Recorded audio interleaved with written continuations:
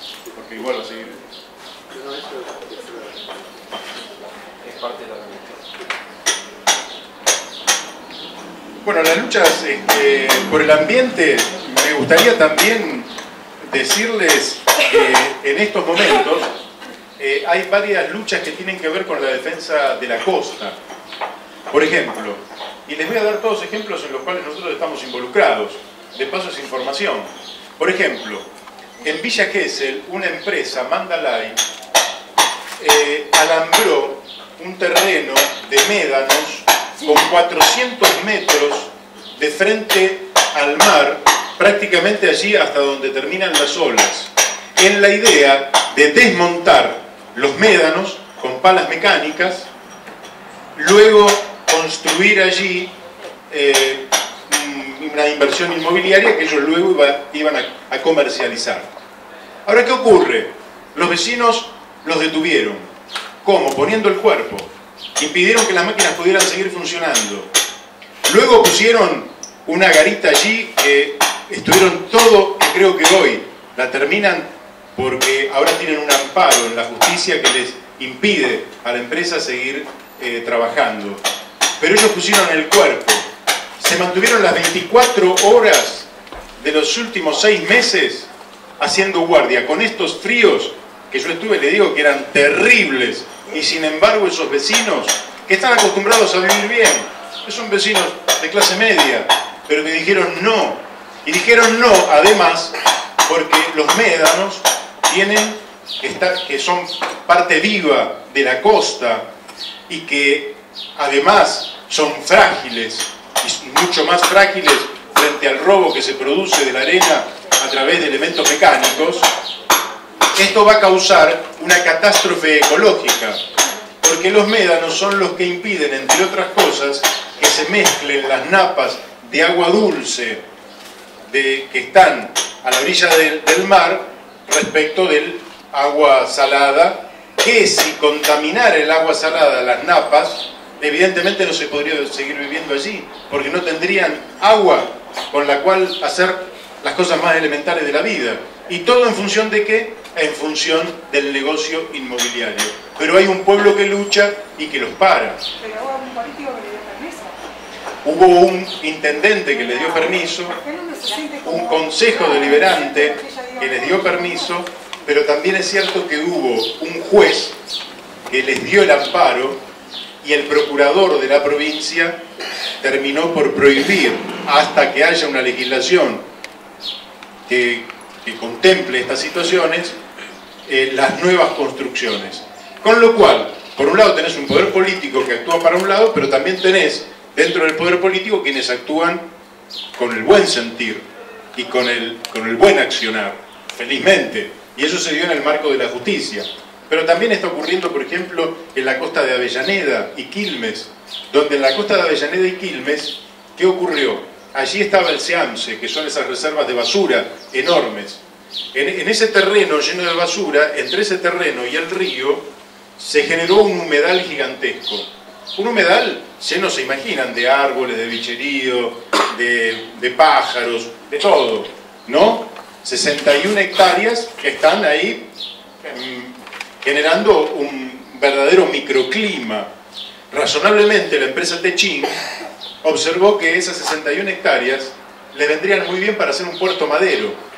De manera que proyectaron, y ustedes por internet lo podrían encontrar, proyectaron un puerto madero donde razonablemente al humedal no quedaría absolutamente nada, sería todo cemento, se vería el puerto madero de Buenos Aires desde la costa de Avellaneda y Quilmes, y naturalmente que uno podría ir hasta Puerto Madero vía terrestre o vía marítima. Es decir, un país realmente para pocos, con un emprendimiento inmobiliario monumental, y el metro cuadrado de construcción en ese lugar calculen 6, 7 mil dólares o más. Total, eso es para un conjunto de gente rica. ¿Qué ocurrió? Salió una parte del pueblo, y a pesar de que el poder político, tanto de Avellaneda como de Quilmes, no resiste, ni siquiera en los sectores más progres, como podría ser el Barba Gutiérrez, intendente de Quilmes, no resiste, los vecinos, por ahora, vienen ganando la partida, y eso no avanza. De la misma forma, está ocurriendo en el vial costero de Vicente López, donde, como ustedes saben, o no saben, pero yo se los digo, la municipalidad fue ganando terreno al río para que todos veían de muy buen gusto que la playa se ampliara, porque no había casi playa y se fue haciendo un relleno. Hecho el relleno, vino el negocio inmobiliario. Dijeron, ¿aquí qué vamos a hacer? ¿Que la gente se recree? No, un enorme shopping, hoteles, construcciones inmobiliarias y un vial costero, que es una autopista, para que toda la gente pueda, de Vicente López a la capital, ir por el lado de la costa, ¿no? Casi como en el primer mundo, en detrimento de que del bien común. Ahí los vecinos se organizaron y están parando, más o menos lo están parando, porque también es una lucha. Y antes de ayer estuvimos en Tigre,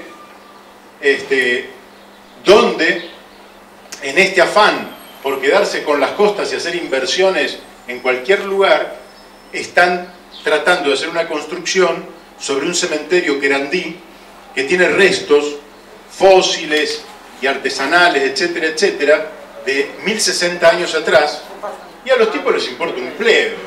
Los tipos quieren hacer ahí un barrio privado, un lugar para que los chicos aprendan no sé qué de estas actividades aristocráticas, los de los countries de Tigre, donde Tigre ha recibido las mayores inversiones de la década del 90 y donde la abundancia, la riqueza, ¿no? Y todo lo demás fluye por todas partes, y ha habido una resistencia que ha reunido a buena parte de los pueblos originarios de la zona, que son grupos pequeños, pero muchos jóvenes y vecinos comprometidos, e incluso fuerzas políticas, estuvimos nosotros también, para impedir que se avance. Es decir, lucha por respetar las tradiciones, lucha por respetar los sentimientos sagrados de los pueblos originarios, y lucha porque no nos avasalle el neoliberalismo con su dinero hasta los cementerios.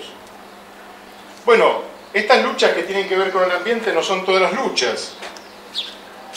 Las luchas, en fin, fíjense que, bueno, hablábamos de la protección de los glaciares, también podríamos hablar de la ley de bosques. Pero bueno, los ejemplos son muchísimos. Así que, luego hay luchas que son por la renta o por el dinero.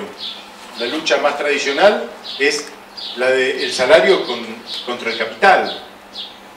Esta es una lucha permanente. Y esta es una lucha que se desarrolla también de manera desigual en la República Argentina. A tal punto es desigual que aquellos sectores que tienen mayor fuerza, mayor potencia, mayor capacidad de negociación, logran salarios superiores. Y a medida que van perdiendo fuerza de negociación, los salarios son inferiores. Y cuando uno está en negro, los salarios siguen siendo inferiores. Y entonces, esta lucha no es solo una lucha salarial, es una lucha también por los horarios de trabajo. En la Argentina se ha consagrado ya, gracias a Alfredo Palacios, en 1905, las 8 horas de trabajo y el descanso hebdomedario, el descanso dominical y el mediodía de trabajo el sábado.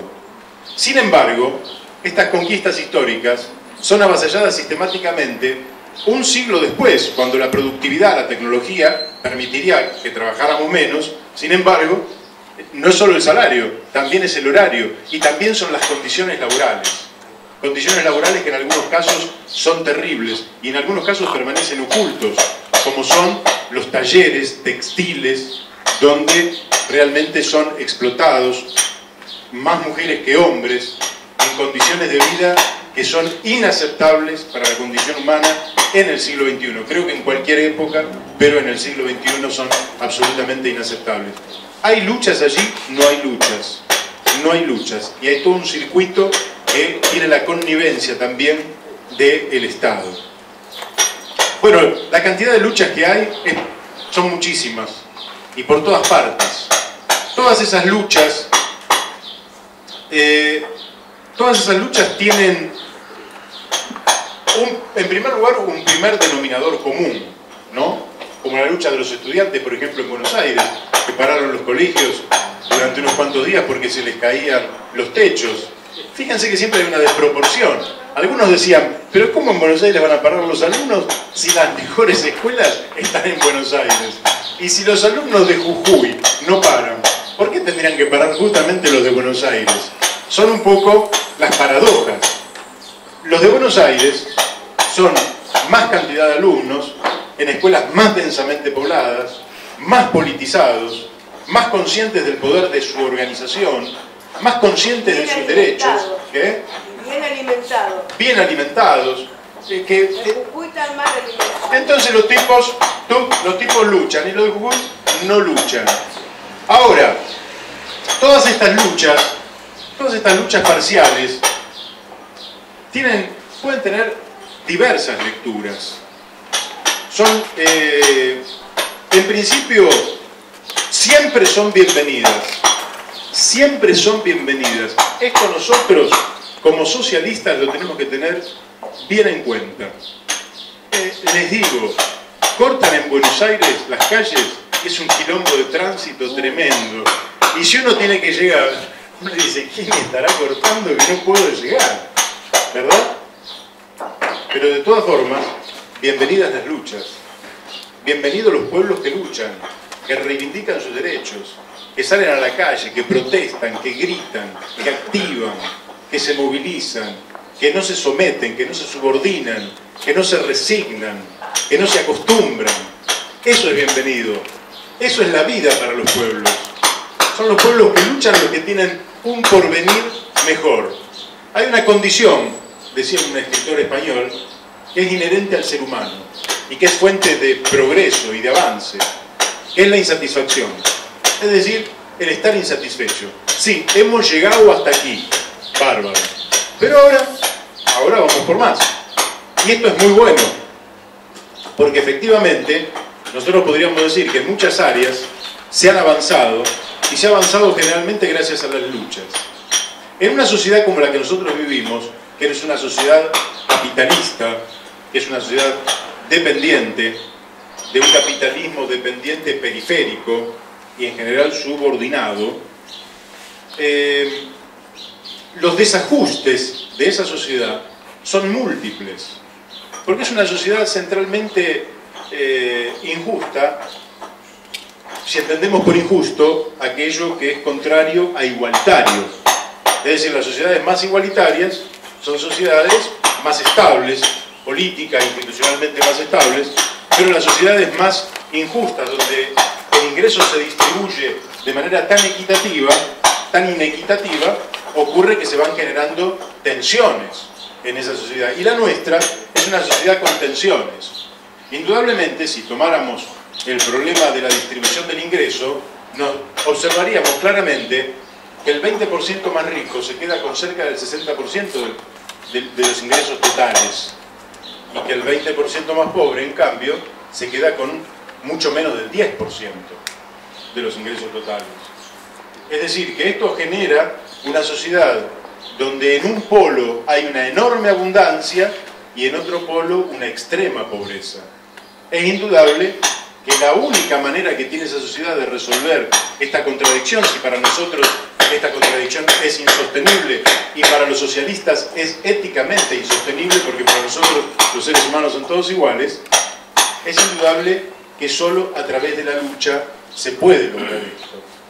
Ahora bien, de cualquier lucha, como decíamos al principio, no de cualquier lucha. Y entonces, ¿por qué vemos bien estas luchas que se ponen de manifiesto de diversas maneras?